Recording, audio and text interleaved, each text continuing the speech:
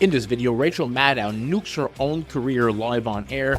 Scott Jennings shuts down a panel full of low IQ Democrats. Kevin O'Leary, Mr. Wonderful, embarrasses a former Democrat congressman. On top of that, Don Lemon has a complete meltdown over Megyn Kelly. Adam Schiff proves once again that he eats bananas because of the shape of them. And Kristi Noem confirms that she's found the ICE raid leakers and firing them.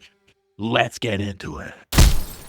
Would you all look at this? Wisconsin budget recommendations. Tell me you're a liberal state without telling me you're a liberal state. Inseminated person. And now the first video we're going to watch here is of Rachel Maddow nuking her own career. After Joy Reid was just fired, she goes on a rant calling her bosses racist, most likely confirming that she will be next on the chopping block, and I am here for that. And on top of that, we're going to follow that up with Don Lemon having a complete meltdown over Megyn Kelly, calling out the race lady, Joy Reid. Let's get PM hour all the other nights except for Mondays. So that's a big change. An even bigger programming change is at 7 p.m. Eastern, where Joy Reid's show, The Readout, ended tonight. And Joy is not taking a different job in the network. She is leaving the network altogether. And that is very, very, very hard to take. I am 51 years old. I have been gainfully employed since I was 12. And I have had so many different kinds of jobs, you wouldn't believe me if I told you. But in all of the jobs I have had, in all of the years I have been alive, there is no colleague for whom I have had more affection and more respect than Joy Reid. I love everything about her. I have learned so much from her. I have so much more to learn from her. I do not want to lose her as a colleague here at MSNBC. And personally, I think it is a bad mistake to let her walk out the door. It is not my call, and I understand that, but that's what I think. I will tell you, it is also unnerving to see that on a network where we've got two non-white hosts in primetime, both of our non-white hosts in primetime are losing their shows, as is Katie Fang on the weekend. And that feels worse than bad, no matter who replaces them. That feels indefensible, and I do not defend it. But there's just one other piece of it that you should know. From your side of the TV screen, you will mostly see changes in terms of who's in the anchor chair. And actually, everybody who's going to be in anchor chairs from here on out are great colleagues and great at what they do. And you are not going to be disappointed in who's on our air and what you're going to be seeing. But one thing you cannot necessarily see is that the people who get our shows on the air, they're really being put through the ringer. Dozens of producers and staffers, including some who are among the most experienced and most talented and most specialist producers in the building, are facing being laid off. They're being invited to reapply for new jobs. That has never happened at this scale in this way before when it comes to programming changes, presumably because it's not the right way to treat people, and it's inefficient, and it's unnecessary. And it kind of drops the bottom out of whether or not people feel like this is a good place to work. And so we don't generally do things that way. Maybe all of our folks, including most of the people who are getting this very show on the air right now, maybe they will all get new jobs here. And I hope they do. But in the meantime, being put in this kind of limbo, the anxiety and the discombobulation is off the charts at a time when this job already is extra stressful and difficult. It is not news for me to tell you that the press and freedom of the press are under attack in a way that is really, it's a big deal for our country. It's very visceral for us here. I know that the business of the press is not an easy thing, and I know that no job is forever. But I think I'm safe in saying for all of us anchors who you know through the TV, please know that what pains us the most is not what happens to us.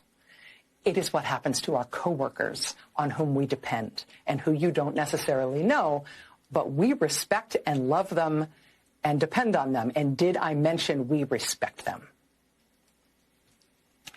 This is a difficult time in the news business, but it does not need to be this difficult. We welcome new voices to this place and some familiar voices to new hours. It's going to be great, honestly, and we want to grow and succeed and reach more people than ever and be resilient and stay here forever. I also believe, and I bet you believe, that the way to get there is by treating people well. Finding good people, good colleagues, doing good work with them, and then having their back. That we could do a lot better on, a lot better. I'll be right back. So let me just say to Megyn Kelly, in my 30-some years as a journalist and my 50-some years as a person of color, go fuck yourself. Okay?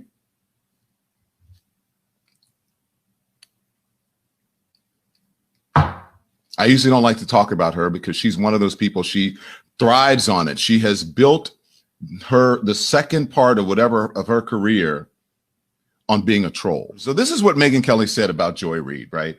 And remember, Joy Reid is a woman, Megyn Kelly is a woman. She's supposed to be all about women and, you know, supports women. Okay, so this is what she said. Remember when Joy Reid laughingly mocked white women tears as pathetic and offensive to her?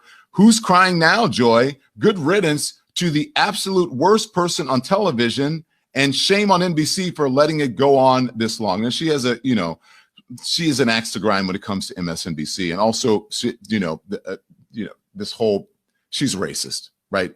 It's just, I'm going to give you the evidence. Supposedly learned from it and then spent every day after apologizing for it and being fired for it, then spent every day proving the point that she is a racist. And not very supportive of women. If you look, all you have to do, the evidence is in her Google search and what she says about women, how she calls them out all the time.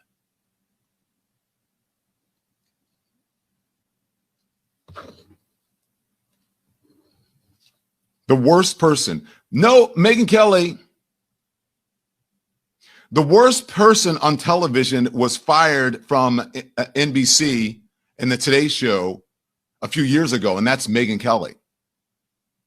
That's the worst person who's not on television anymore, is you.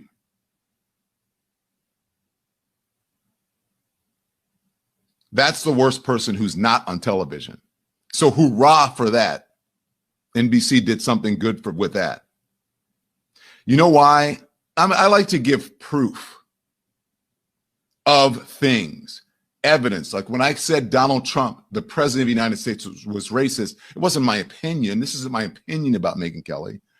The evidence is there. I'm going to show you the evidence of Megyn Kelly, and that's just as I showed you the evidence of Donald Trump. The next clip we're going to watch is of Scott Jennings owning a panel of Democrats on CNN, and Mr. Wonderful absolutely crushing a former Democrat senator live on air.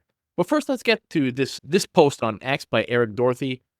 It says, breaking news, Congresswoman Anna Paulina Luna is pressuring the Department of Justice on not answering her letters for the status of the Epstein and JFK files. Now, I'll give Pam Bondi some credit. She's probably got lots to do. She just got the job not too long ago. But man, I want those Epstein files. I think everybody wants the JFK ones as well, but the Epstein files, let's get those out. Here's a great tweet from this fellow on X. Let's have the Epstein and Diddy tapes released Sunday when the Oscars are happening. I can't think of a better time to do. Granted, that won't happen, but man, wouldn't it be terrific. Now let's get to Scott Jennings, who points out the hypocrisy that a federal worker had time to go on CNN and plead their case, but not write a 30-second email. These people are ludicrous. We're going to follow Scott Jennings up with Kevin O'Leary absolutely embarrassing Tom Malinowski live on air, and we're going to follow that up with warmonger, the deep state himself, John Bolton, saying on CNN that the vote in the UN today was a clear indicator that we're on a path out of NATO. Yeah, that's the point. Stop saying it like it's a bad thing, John. This is fantastic. Let's go. It's random. It's abusive. Yes, I do think that. I think the way that they are. Yeah, I think the way that they are treating them. Why? How is this abusive? Scott, have you ever gotten an email from someone that said you better do this or else you're going to resign? Yeah, it's called having a boss in the private sector. From someone who's not your boss. Well, the White House is every federal worker's boss. That's number one. Elon Musk is not anybody's boss. Scott, how is Elon going to evaluate? I mean, how is he going to evaluate the work of thousands of federal employees when he has no idea what they do? He's not. The test was, are you even paying attention to your email? Are you even at your terminal? Some federal workers, he sent it on a weekend. Some federal workers do not have access to their emails on the weekends. They just don't. Did they go to work today? I mean, look, the amount of outrage, melting down, and sort of outpouring of emotion over this ought to tell you everything you need to know. We had a lady on CNN today, a supposed federal worker, who said she was infuriated by getting this email. She had time to go on CNN, but she didn't have time to send a 30-second email saying, well, here's what I was working on last week. This is what people in the private sector have come to hate about how they view the public sector. And I think there's a great many very dedicated public servants. But you said, you know, it's about control. Yes, it's about control, and it's about finding out who is actually at their job working and who isn't, and do we need all these people? He goes in and fires people, terminates programs, causes immense harm to people who have been working for years for this country, patriotic Americans, and to the Americans who receive these services. And then he says, oh, whoops, I made a mistake. That's completely unacceptable and should be unacceptable to anyone who loves this country. And yet, Kevin, you've got a full tooth grin. Why? Because my cohort's full of crap. He has no executional mandate. He can't do anything he just said. He is just simply observing, pointing out, and letting the American people know what he's found. And if you don't like it, okay, that's all right. But he does not have the ability to do what Congress has, to execute on his recommendations. So everybody chill out. This is a guy that's focusing a lens on waste, corruption, huge budget overseas, and saying, I don't think this is working. But he can't actually take a dime of any of this. So, you know, to say Elon Musk is running government is full of BS. This guy is just pointing out what every American wants to know. If you're making $68,000 sitting at your kitchen, which is the average American, watching this kind of waste, you're pissed. You're really pissed, which is about 70, 80% of the population. So get over it. Let him do his work. The guy has amazing executional excellence. You can't point out anything he's done that hasn't worked out. Well, I think it's Macron trying to maintain his own position without pushing Trump over the edge and losing any chance of bringing Trump back to reality. I don't think that Macron will succeed. Keir Starmer, the Prime Minister of Great Britain, is coming this week as well. I don't think he'll succeed. I think we are now close to as close to Russia as an ally we've ever been in a hostile environment. It's a huge embarrassment. But I think most significant of all is that vote in the UN today was a clear marker. We are on the path out of NATO. Trump has already done enormous damage to the NATO alliance. Almost every time he talks about Ukraine, he does more. But that vote, with all of our allies on one side supporting Ukraine and condemning Russia's unprovoked aggression against Ukraine, with us on the side of Russia and North Korea and countries like that, that shows the NATO alliance is badly split already. And it's at this point, you take too many more steps like that, the actual withdrawal is just a formality. John Bolton is a damn clown. Here's a tweet or a post. What are we calling these things now? Do we still call them tweet? On X by George. It says, just in, President Trump and Defense Secretary Pete Hegseth are now considering eliminating the U.S. Africa Command to reduce the OD's cost. He writes again, I continue to be shocked just how much money we are wasting on BS. When you think about Africa, after all these years that we've been spending money there, looks the same. This is a great meme. They just take the money and buy fancy cars. The continent, for the most part, still crap. Now let's get to Kristi Noem, who's found the leak in ICE, and also Adam Schiff will prove to us once again why he's a complete piece of trash. Let's go. He just broke a 15-year record in the lowest number of encounters at the southern border, 200 in one day, where Joe Biden, they were 15,000 a day. So it's been amazing what these ads and what President Trump has already done. Where are you airing them, or on what platforms? So we're airing them domestically about people. You just saw that message that you played that said, if you are here and you're here illegally, go home now. You will get the chance to come back. But if you have to wait until we deport you, you will never return. But we also are airing them across the world, telling people in the Middle East and Central America, a lot of these countries where we've had people coming from, we're airing it in their home countries, telling them, stay where you are. Don't come here. America is not open at our borders anymore, that we put Americans first, and this president is going to make America stronger. I have found some leakers. We are continuing to get more.